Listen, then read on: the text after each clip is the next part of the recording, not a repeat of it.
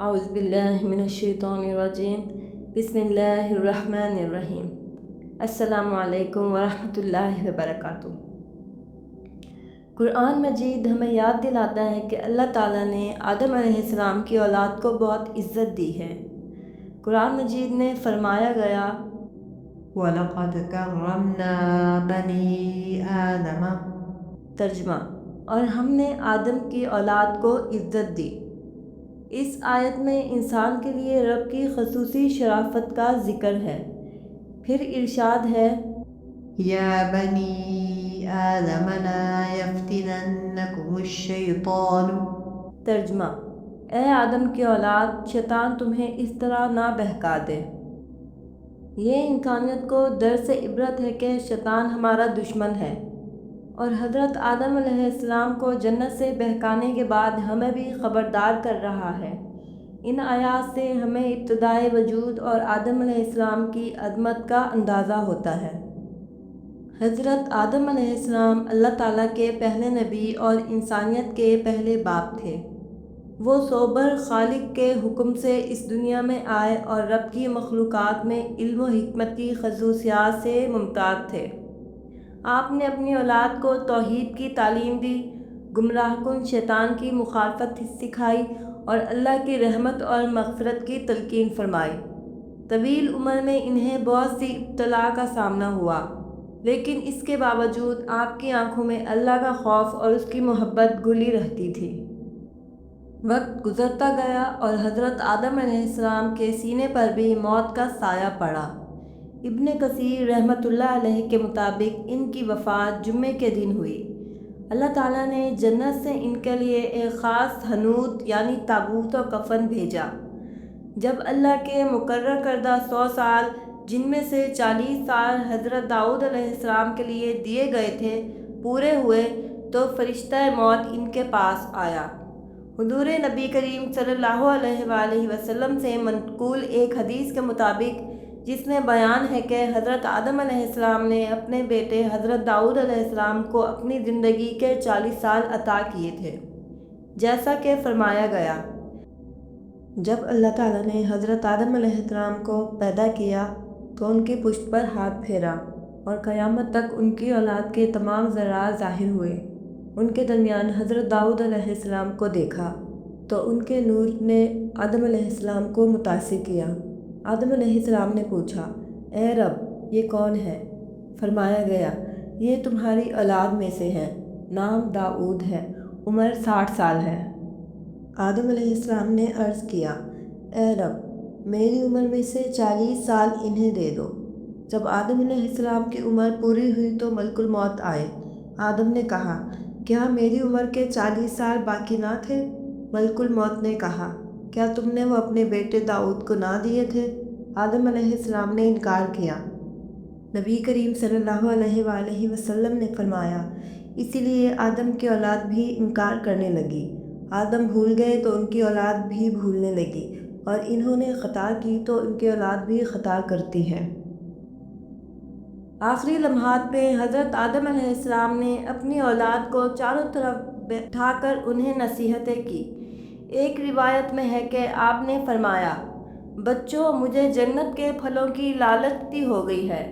اور جب بچوں نے پوچھا کہ یہ پھل کہاں ہیں تو ان پر فرشتے حاضر ہوئے جن کے پاس آپ کے غسل اور کفن کا سامان تھا۔ حضرت آدم علیہ السلام نے اپنے بچوں کو تسلی دی کہ اللہ تعالیٰ انہیں اکیلا نہیں چھوڑے گا، بلکہ آنے والے زمانوں میں مختلف انبیاء بھیجتا رہے گا جن کا مقصد صرف اللہ تعالیٰ کی عبادت کی دعوت ہوگی۔ یہ آپ کی آخری وصیت تھی جس میں آپ نے اپنے بچوں کو دین پر ثابت قدم رہنے، توحید کا درس دیتے ہوئے شیطان سے خبردار کیا۔ جب وقت آخر آیا، حضرت آدم علیہ السلام نے اللہ کا ذکر بلند کیا اور ان کے چہرے پر موت کی مسکان تھی۔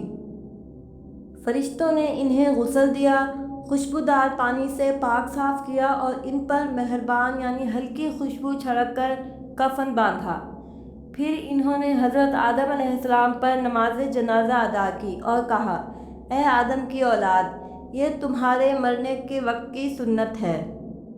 اس طرح وہ پہلے انسان بنے جنہوں نے غسل و کفن اور تدفین کے اقدامات دیکھے۔ جانوروں کو پہلے خود قبر کھودنا سکھایا اور پھر انہیں فرشتوں نے حضرت آدم علیہ السلام کو دفن کرنے کی سنت فرمائی۔ یہ منظر ہمیں اسلامی تاریخ میں غسل میت اور نماز جنازہ کی سنت سکھاتا ہے۔ حضرت آدم علیہ السلام کے انتقال کے وقت ان کی اولاد کی تعداد تقریباً 40,000 تھی۔ ان میں سے ان کے فرزند حضرت شیث علیہ السلام ان کے جانشین مقرر ہوئے۔ نام شیث کے معنی ہیں اللہ کا عطا کردہ تحفہ، جیسا کہ ابن کثیر نے فرمایا۔ بعض مآخذ میں ہے کہ حضرت آدم علیہ السلام نے حضرت شیث علیہ السلام کو وارث و وصی بنایا۔ انبیاء کے سلسلے میں بھی حضرت شیث علیہ السلام کا بڑا مقام بتایا گیا ہے۔ بعض روایات کے مطابق اللہ تعالیٰ نے حضرت شیث علیہ السلام کو نبوت نصیب فرمائی اور ان کے لیے 50 صحیفے نازل کیے۔ اگرچہ محدثین نے اس روایت کی صحت پر اختلاف بھی ظاہر کیا ہے۔ حضرت شیث علیہ السلام نے اپنے والد کی تعلیمات کو آگے بڑھایا اور انسانوں کو اللہ کی ذات کے قریب لانے میں اہم کردار ادا کیا۔ ان کی زندگی اور خدمات کا ذکر مختلف تاریخی کتابوں میں ملتا ہے۔ تاریخ طبری اور دیگر روایات میں حضرت شیث علیہ السلام کو آدم علیہ السلام کا بہترین وارث کہا گیا ہے۔ حضرت آدم علیہ السلام کی وصیت اور وفات کا واقعہ ہمارے لیے ایک دردناک اور سبق آموز کہانی ہے۔ ہمیں یہ یاد دلاتا ہے کہ مرنے والا چاہے خدا کا پیارا کیوں نہ ہو، روح ہمیشہ اللہ کے پاس لوٹنی ہے۔ جیسے قرآن کریم ہر ایک جان پر اللہ کی عین ترسی کو بیان کرتا ہے، اسی طرح اس واقعے میں ہمارے پہلے نبی نے آخری سانس پر بھی اللہ کا ذکر کیا اور بچوں کو دین کی نصیحت کی۔ ہمیں حضرت آدم علیہ السلام کے غم و غمزے سے یہ سبق ملتا ہے کہ موت ایک حقیقت ہے اور ہر انسان کو ایک دن اللہ کے سامنے جواب دینا ہے۔